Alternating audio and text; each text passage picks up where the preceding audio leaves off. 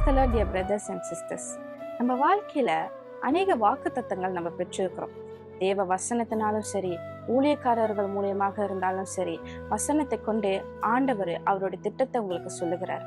ஆனா நீங்க நினைப்பீங்களா, என்கிட்ட இந்த வசனத்தை சொல்லுகிறாங்க, எப்ப இது நடக்கும், எப்படி நான் இதை செய்யறதுன்னு நீங்க நினைக்கிறீங்களா?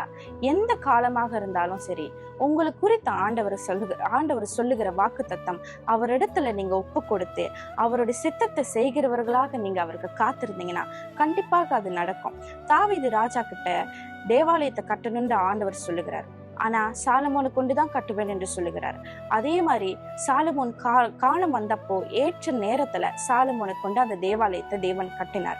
2 நாளாகமும் 6:5 வசனத்துல சாலமோன் ராஜா இப்படியாக சொல்லுகிறார், தேவரீர் என் தகப்பனாகிய தாவீது என்னும் உமது அடியேனுக்கு செய்த வாக்கு தத்தத்தை காத்தருளினீர், உமது வாக்கினால் அதை சொன்னீர், உம்முடைய கரத்தினால் அதை இந்நாளிலே இருக்கிறபடி நிறைவேற்றினீர் என்று.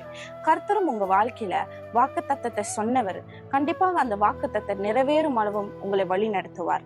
ஆனா அதற்கேற்றபடி உங்க வாழ்க்கையை நீங்க மாற்றப்போ வார்த்தையால சொன்ன தேவன் வாக்கினால கரத்தினால உங்க வாழ்க்கையில கண்டிப்பாக நிறைவேற்றுவார் என்று விசுவாசத்துடன் அவரிடத்துல ஒப்பு கொடுங்க. தேங்க்யூ. God bless you.